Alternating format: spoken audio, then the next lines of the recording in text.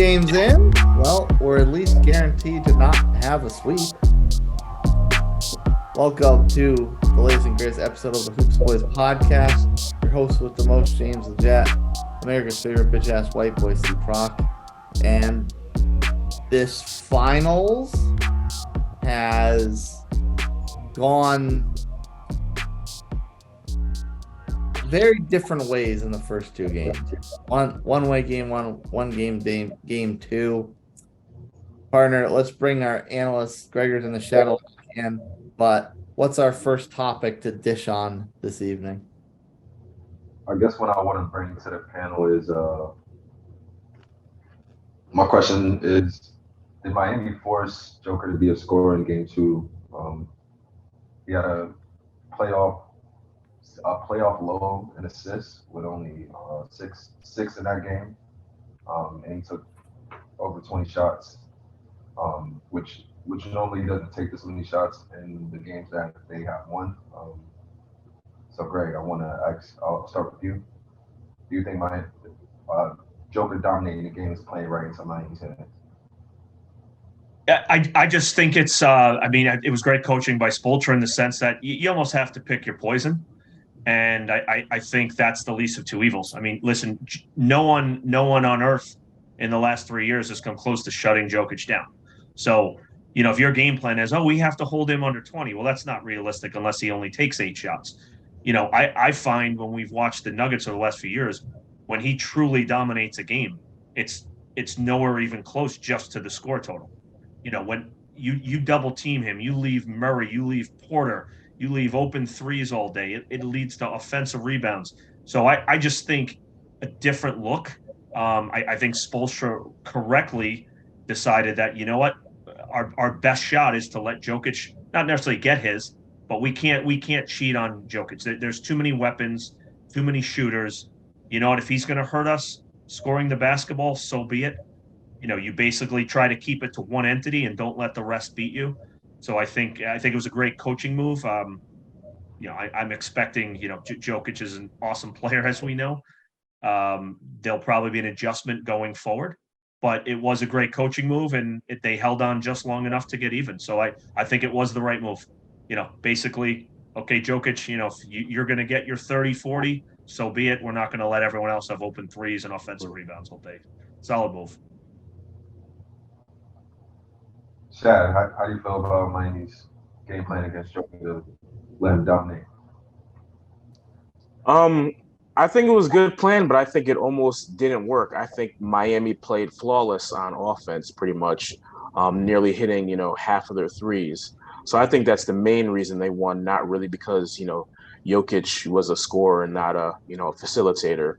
However, the guys other than, Murray and Jokic, they got to be more aggressive. People like Porter Jr. and Gordon, when they see, only one or two guys is really taking the shots, they got to insert themselves into the offense.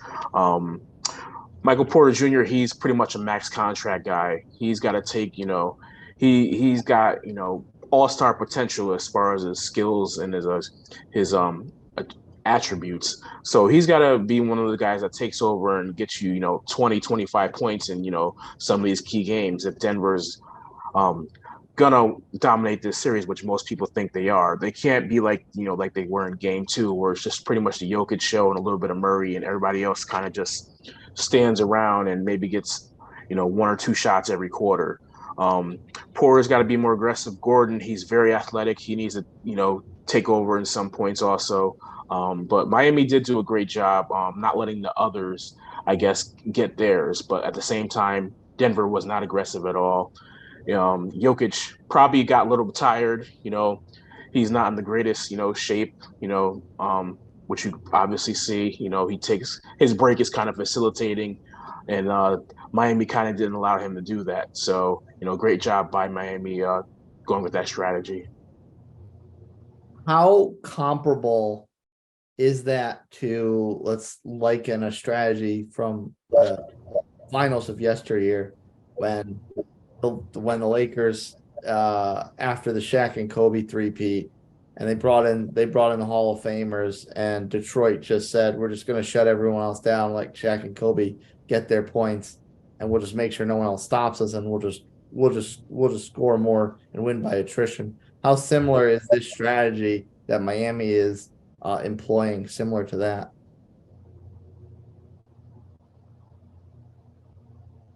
If as far as I'm concerned, I mean, listen, I think Miami, you know, call it what you want. I do think, even though it was game 2, it was desperate straits for Miami. I think if they went down 2-0, they weren't going to have any shot at winning the series. So, yes, you're right. I mean, there's, even in some of the Jordan years, I mean, different player, but teams sometimes. Yeah, my Knicks didn't do too well at it, but I understood the philosophy at times. It was like, he's going to get X amount of points. What you can't have, like for instance, remember the comeback game in the Jordan in the Garden when he comes back, they double team him and he drops a dime to Bill Wennington in the post for the winning bucket. Point being, I get it. I mean, you're not going to, if you're going to try and justify your whole defense on shutting down a star, it's probably not going to happen, period. So it is similar to some of those philosophies. And I think, do I think it holds over the long term? No, definitely not. Teams make adjustments. Good teams do, good coaches. But again, I mean, the desperate straits called for, okay, we need a different approach, at least for now. And, they held on just long enough to still win in Denver, which no one else has done. So good job. Chad, what do you think? Similar enough or kind of its own animal? Like I said, I think it's its own animal. I think Miami nearly doesn't have, an all-time great defense like those Pistons teams did. And I don't think Denver has nearly as the firepower as, Shaq and Kobe were. Like I said, I think they did a hell of a job. I think it's just two different eras. Back in that era, the Pistons were pretty much playing like, full court press almost. They were forcing Shaq outside the paint because they were pressuring the ball, pretty much at half court. And Kobe, didn't let Kobe get down near towards like 3-point line, top of the key. So it made Shaq go up towards the top of the paint. And Shaq is not really himself when he's not 2 feet in the paint. So I think it's different strategies. This one, it would just kind of make Jokic a facilitator, or not a scorer, not a facilitator. And I don't think that was kind of anybody's game in the Lakers. Back then, it was pretty much scoring, and then to have Rob Horry make a lucky shot or somebody like that. So I think it's two different strategies, two different eras, but I can see the similarities and not letting the others pretty much beat you. So I think that's a good comparison, but I don't think it's apples to apples comparison also.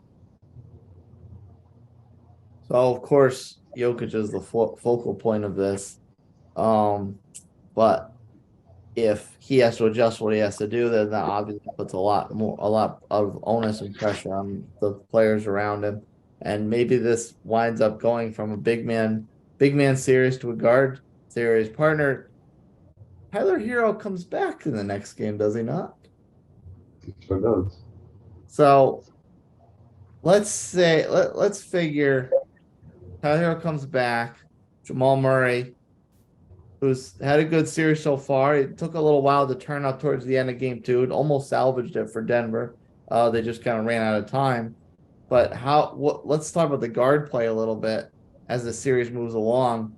What kind of game does Jamal Murray need to put out there? One, if Miami's able to work in these adjustments to try and change the way Jokic plays, and then 2, to also go up against Miami getting their kind of spark plug back in Tyler Hero.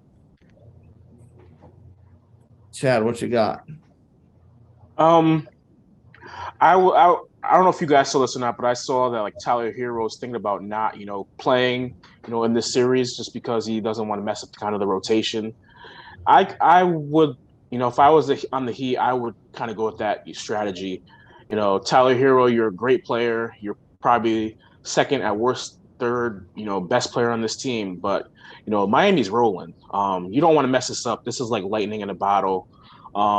Hero, yes, he is a spark plug, but then he might selfishly want to take, 15 to 20 shots, and then he's going to take away, shots from people like Vincent, Strus, Robinson, minutes from them. And they've been, playing great. And they're, one of the biggest reasons why Miami is here. I say if it ain't broke, don't fix it. You're doing better off than you thought you would. Most people thought they would. It's a 1-1 going back to Miami. That at this point it's a toss up. You probably could at least split at home, and then it's a 2-2 series, and then it's a best of 3 from there. I wouldn't bring them back unless you're down maybe 3-1. Just because, like I said, I wouldn't want to mess with the chemistry. What Miami has in it right now. And who knows, maybe Tyler Hero is cold and, he has like a 3 for 15 game, and, that's the reason the Heat lose. So maybe you might want to do it situationally, like if it's a last second, shot or something, just because he brings attention with his shooting or something like that. But I definitely would not give him, any kind of really heavy minutes, in this series right now. Greg, you're a big guard play guy. What you got on the backcourt and how it affects the rest of the series? Yeah, I somewhat agree with Shad in the sense that, there's two ends to the floor as well. And anyone who's played knows this, his legs are going to be way behind. Basketball legs and being in shape, no matter what he's done during this off time, he's going to be behind the 8 ball. If it were me, I'm going to use him. I think you're going to have many other stretches in this series where, Miami offensively is not a great team, as we know, where, hey, you know what? You're down a dozen. You need to make a couple shots. He would be a situational guy for me. Do I think he can help? Sure. I mean, if I can get 10, 12 minutes out of him, hit a couple threes, open up the floor, I would use him in that role. So I definitely wouldn't cast him to the side. I mean, he definitely could help. Any guy who can shoot as well as him can change a game with 1 or 2 shots. So I'm with Shad in the sense that I wouldn't count on him to, 28, 30 minutes a game. But, is he a good enough shooter and scorer that can he change the course of a game, even if it's one during the series to, help Miami? I would approach it that way. He's kind of instant offense. Use him in that role when it's suitable, and that's on Spoelstra, who obviously is an excellent coach. He'll know when they need an offensive spark. And I would approach it from that perspective. But I wouldn't count on him coming in and playing 30 minutes either. Not at all. Partner, play coach for a minute. Put your Spo hat on. He's the mastermind on the bench, quite so, and knowing what buttons to push and who to insert. So, which of the guys' strategy are you like? Are you with them as far as just maybe cherry picking where to use him, if you use him at all, or you just kind of like shelve him a little bit more towards Shad's point? I agree with Shad too. I don't think he should come in and try to mess up what they got going on. But Denver has been getting killed with the dribble handoffs by Miami, and Tyler excels in that. We see Duncan getting easy buckets, easy looks. Gabe Vincent the same thing, and Tyler he could fit in and do the same thing, the same type of things if he's at like full strength. Like Greg said, we don't know where he's at physically. His win is definitely not going to be there, and although they're not going to be playing in Denver, I think it's still tough to be putting them in these type of high stakes situations. They should hold off and break glass in case of emergency.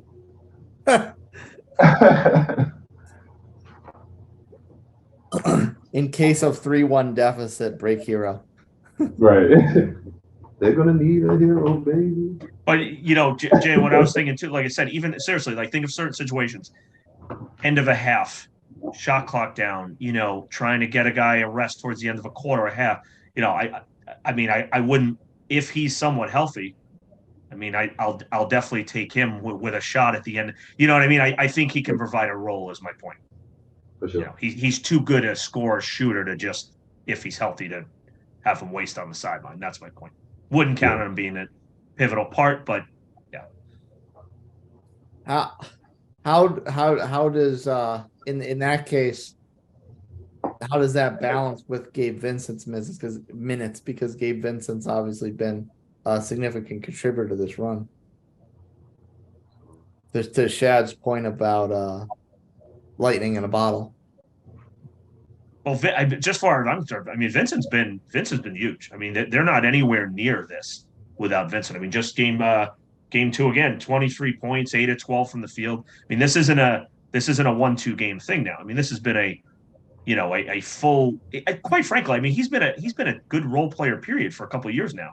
He's just kind of taken another step. So I wouldn't let that impact him at all at this point. I mean, Gabe Vincent, I'm concerned, is your pretty much almost your lead guard right now. So when you've made it this far and you're tied up in the finals, I'm not going to reinvent the wheel here. That's no. I'm still putting the ball in Gabe's hands. Right. In the event of a title, which of course we will get to at some point over the course of this series, a title can change a player's legacy immensely in a lot of different ways. Sometimes even the lack of a title can change a player's legacy in a lot of different ways. So you've got two stars on either side. You've got Jimmy Butler, who is this kind of high middle tier type of star. He's never really been a superstar, but he's certainly well above being a role player. Then you have Jokic, who is this elite talent who struggled to get over the hump, and now he finally is. He's in the finals with a chance to solidify himself. And on top of that, challenging the previous more or less consensus best player in the league, Giannis, and the Joker could very easily overtake Giannis as far as that moniker is concerned. Shad, which legacy is more important for a title to solidify? Jimmy Butler's status as a true star, or Jokic's status as the next great player, the next greatest player in the league? I think it would mean more for Jimmy Butler. Like you're saying, he's like a star, but he's not a superstar. I think sadly, 10, 15 years down the line, a lot of people may not even remember Jimmy Butler if he doesn't get a ring, Right. unless you're a true fan of, basketball. I think this could potentially, put him in that, legendary status, outside of Miami. Of course, in Miami, he's going to be a legend, probably the second greatest player to ever play in that, for the organization behind, Dwayne Wade. But this just might start him, on like a little run where he might win one or two more after this. I just think, Jimmy will be kind of that forgotten good player, from a lot of people. If he doesn't win a ring, you'd be like, yeah, he's good. And most people might forget, he actually had like these runs where he took like a bunch of undrafted players, a bunch of, no disrespect, but nobodies to a, NBA finals a couple times. If he wins one, I think, it'll be like one of those respected rings like a Dirk Nowitzki kind of had, where, you overcame the odds and you beat like all these legends along the way, and you have one of the most respected rings, title runs of all time. So I think it's going to do more for Jimmy, because I think he's going to turn, from I think he'll be a Hall of Fame player, but this is definitely going to get him in the Hall of Fame, and he's not going to be forgotten. Because if he doesn't win a ring, I don't think he's going to be in that class of Charles Barkley, Allen Iverson, those type of people where you're saying, they were excellent players, but they didn't win a ring. I'm not even sure if he would be in that class. So I think he's going to get forgotten. So I think their legacy, the ring means more for his legacy. I was gonna say, did you just put Jimmy Butler in the same class as Dirk Nowitzki? Greg, what you got? Whose legacy is more at stake with the championship or lack thereof? Well, I'll agree with Shad on that point. I think they're different, but I do agree with Shad in the sense that, NBA fan, I think Jimmy has already established his legacy as one of the baddest ass whats to play in a long, long time. Really, I mean, he's a leader. He's selfless. He plays both ends. The guy is. I've used the analogy before. He's a real life tough guy. Like, he's not, for the camera. Like, you can tell, especially the Milwaukee series, they were legit intimidated by him. I don't recall seeing that too many times, in the NBA, other than Jordan, Shaq, Kobe. They legit were afraid of him. You could see it. I do agree, though, with Chad that he's an excellent player, probably embarking on a Hall of Fame career. But for him, long term, if you want to say legacy, he probably does need that one. Us NBA junkie fans, I mean, we know how good Jimmy is, but I do agree. Like for him to be considered in that next level, it would be Jimmy. As far as Jokic, I'm now at the point of this. Like I'm still at the point I think they're going to win this. He literally, I was trying to think in recent memory. He's putting himself on another level amongst even the greats if he goes ahead and wins this. I mean, this is borderline. He almost won 3 MVPs in a row. And you watch them day in and day out, like the way he just dominates games in so many different ways. He dominates games without scoring. So I think they're different in the sense that, yeah, Jimmy needs it long term as far as where he's placed among the upper echelon, where I think Nicole is like he's getting himself into like that rarefied air territory with a title and then beyond. He's really turned into that unbelievable player. So different both. Jimmy needs it more long term. Nicole is getting to that oh boy territory. Like, the all-time greats. Really. I mean, we all seen it at this point. Yes, he needs to win, but I'm expecting that. Partner, now it's always a weird interpretation of one ring versus multiple rings across different sports. Whereas, like in football, if you're anybody but a quarterback, one ring you're made. Whereas a quarterback needs 2, 3, 4, 5 to really like be at the very tippy top of the iceberg. Does basketball have that similar way? Like to Greg's point, if the Joker can get one and he's starting to get into that rarefied air, does he need another one after that, or does one kind of just put him up there? I think with everything he's done so far up until this point, one is enough, and then everything after that is cream. Back to back MVP. Going deep playoff runs every season. Not every season, but lately every season. I think he's solidified. Even if he doesn't win this ring right now, I was just looking at the Denver Nuggets salary. Most of their key players are still under contract with Miami. Like, if they lose in this finals, like, there's no telling what's going to happen next year. Even if they resign all of their undrafted players to contract, there's no telling that they will have the same type of run. So I think Jimmy's window is definitely shorter than Joker. So Jimmy got to get it done right now, or this is it. All out for Jimmy buckets.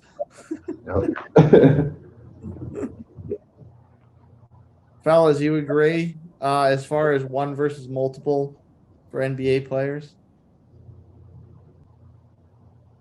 If you want to be like in that top 10, rarefied, like, legends of the game, like Jordan, LeBron, Kobe, those type of people. Yeah, I think you definitely need multiple in basketball. For somebody like Jokic, I think one is enough because he could still be considered like the greatest like European player ever. Like I think it'll be pretty much a toss up between him and Dirk. Even if he has no rings, I think it's still a toss up. If he has one ring, I still think he might get a little advantage. It's still a toss up. But if he gets multiple, he's going to be hands down. But I still think he's in that conversation without a ring, or if he doesn't get multiple rings, just because how he's dominated the last, few seasons. And he's still a young guy. He's only 28 years old. So you figure he has probably at least 5 or 6 years at his peak, especially since a lot of his game is not on athleticism. You just hope his body doesn't break down on him because he's not doesn't look like he's in the greatest shape. That's the only thing you kind of fear. But, for players like him, that has multiple MVPs, a bunch of all-star appearances, clearly the lead dog on his team for the past, at least 5 or 6 years. I think he, even if it's said and done and he doesn't get a ring, he's going to be one of those top 3 or 4 people that you mentioned, great players that don't get a ring. So that's kind of my opinion on that. Averaging a triple-double throughout these playoffs. Right. So I think Yeah, I'm not going to say I think Jokic to truly elevate himself, and I don't think it's out of the realm of possibility now. Not now, but another 3, 4, 5 years. Into top 10 player of all time. Type of deal. I mean, he's just such a skilled player. And to Shad's point, I feel like he does have a long time to last because a guy that came to mind and just like someone skilled and he's better than, if you remember way back, and I'm aging myself, Sabonis' dad, Arvydas, when he came over to play in the NBA, I mean, he literally could barely walk. He literally had like one knee. He was so skilled, he could still shoot. And that's the way Jokic is. So I feel like Jokic, when he loses even, whatever more athleticism he has, it's his skill level. He'll still be able to pass. He's still such a smart player. So, I think listen, you can make an argument already, and we'd have to go back in the annals, but I mean, you'd have to think right now, you can make an argument he's the best draft pick in the history of basketball. I mean, right? He's a what, a late second round pick, if I'm correct. That doesn't happen, right? I mean, you do get guys who come out of the woodwork, late second round pick though, to a possible top 20 player plus of all time possibility. He's already got that. He's, to Shad's point, and James, like, he could be the best European player of all time. To get to that Jordan, and again, I'm not putting him there. I just mean he will need to win one or two, but and it's circumstantial how you judge these guys. But Jokic is, like I said, it's kind of crazy that you can even mention him in that stratosphere now, and I think it's becoming a real thing at this point. Technically, Giannis is a European player too, so we're already putting Jokic above Giannis. Well, drafted around later, right? So I mean, I'll still go with that one. That's pretty, Again, if you're even in the conversation is the point, right? Like to be in the conversation of that. That's like we talked the MVP this year. Embiid, Giannis, they're all great players, right? When we're talking all-time greats, if 30 years from now, us old curmudgeon guys are arguing about this again 20 years later, well, you've done something well, right? So yeah, he's getting in that territory, which is pretty outstanding. I can't believe you just called me an old curmudgeon. I said when we will be, and I can because I'm older than you guys. That's right. So I'm going to be the resident old curmudgeon, and I'm going to tell you how you're going to be.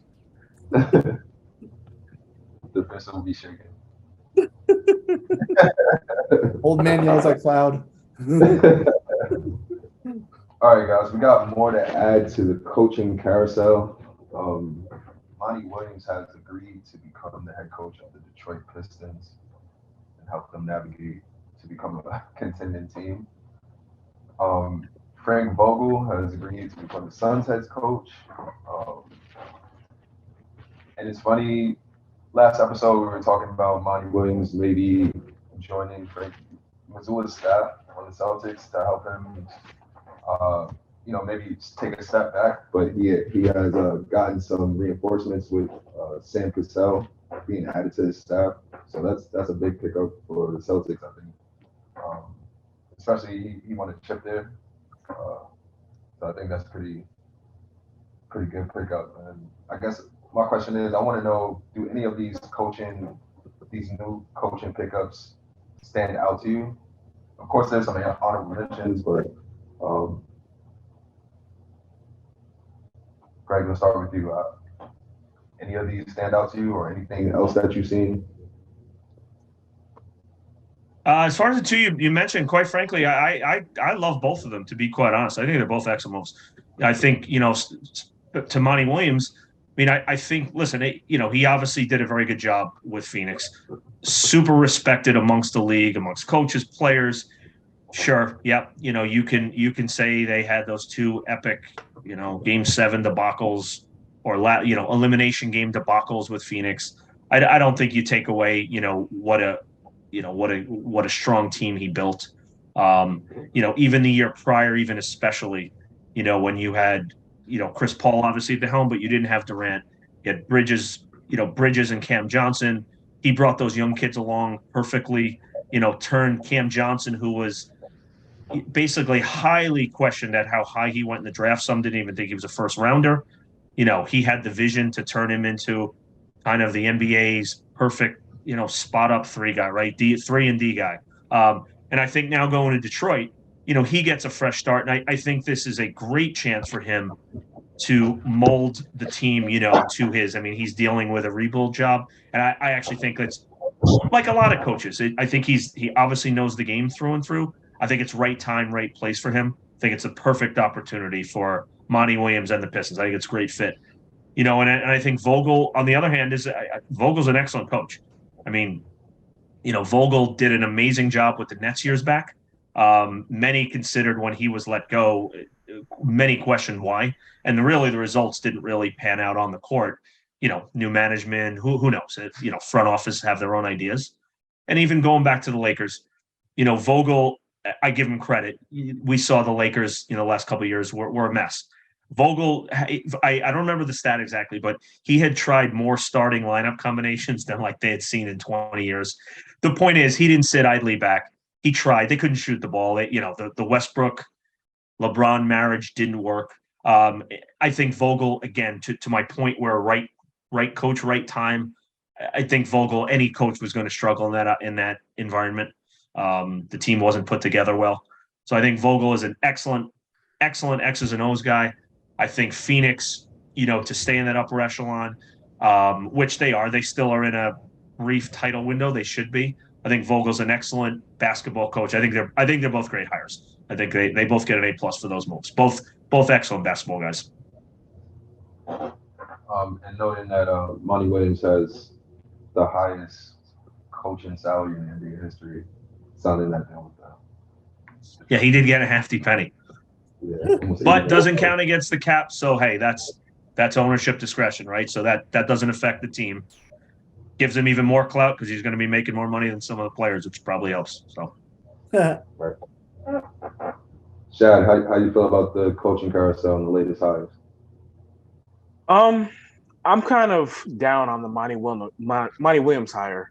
To me, Monty Williams really, he's kind of underachieved as a coach, in my opinion. Yeah, he kind of did, pretty good long time ago with the New Orleans Hornets, back in the day when they had Chris Paul. That was kind of overachieving team. But that was close to 20 years ago now. Like in the past, 10 or so years, he hasn't, really done much with I think he's very underachieved with the Phoenix Suns until they got either Chris Paul or Kevin Durant. He's never, besides that one season, he's never, brought a team to a finals, and I believe he didn't even bring a team to a conference finals. So I think to make him the highest paid coach in the NBA is just kind of baffling to me.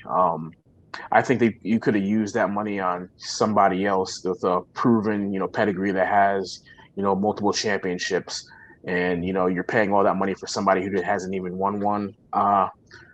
Okay, I would have paid him maybe average or a little bit above average of a coach. But I really do like the Frank Vogel hire.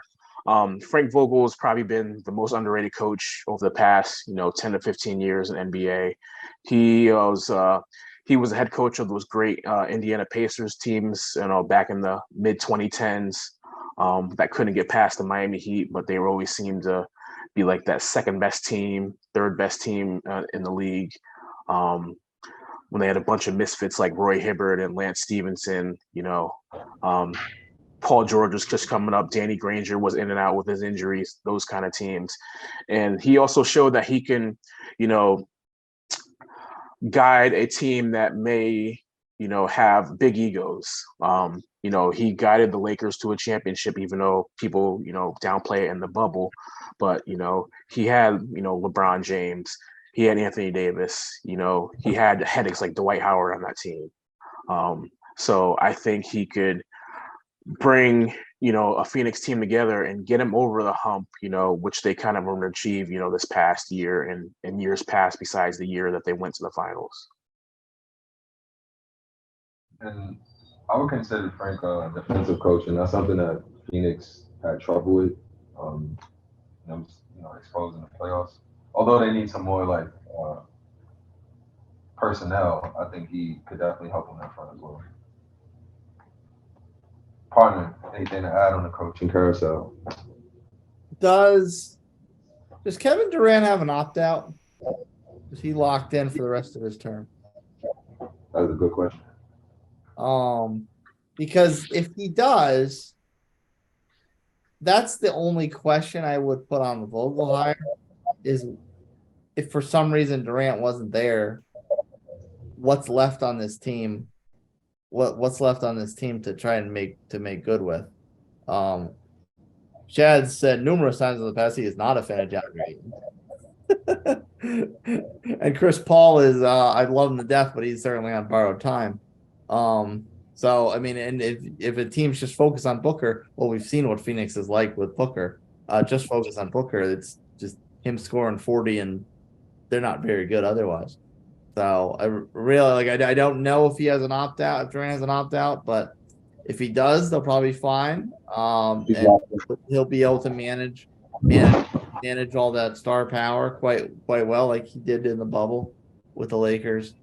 But if for some reason he has an opt out and he doesn't, then I would question how much talent is there to be successful. But he is a good coach. So if everything breaks right for them, I think that was probably the best hire. The Monty Williams one is intriguing only because Detroit's been collecting a lot of talent, and to see if Monty Williams is now the guy that can finally figure out how to piece it together, and kind of see if I know I harp on Charlotte all the time because they've got all this talent and they can't get a coach to put it together. But that would be like this. It's kind of a similar situation in Detroit. They got all this young talent, and let's see if they can finally start putting it together somehow. East Coast Kings. If it's not light the beam, it's raise the beam. I don't know. Sorry. Start the car. Trying to be too corny. To answer your question, partner, KD is locked in. He's locked in. Okay. So that'll be good. I mean, there's a lot, like Shad said, he's good at managing egos, and there's a lot of egos in Phoenix. So I think it's really just a matter of how much you can get out of Chris Paul's old legs. See if you can squeeze a chip out of the next year or two, because I don't think they probably don't have much time left with him. That's my own 2 cents. I don't know if it's 100% that Chris Paul is with Phoenix going into this year. I think you could make a valid case that they may do something with that. It's time. I think it's time to buy it. Yeah. I think it's time. Yeah, you could see a team. I believe he's on the expiring contract, correct? I believe he's on his last year. Yeah, he got one more year left. I'm sure. Someone may decide they want to bring him in for. Anyway, point being. Yeah.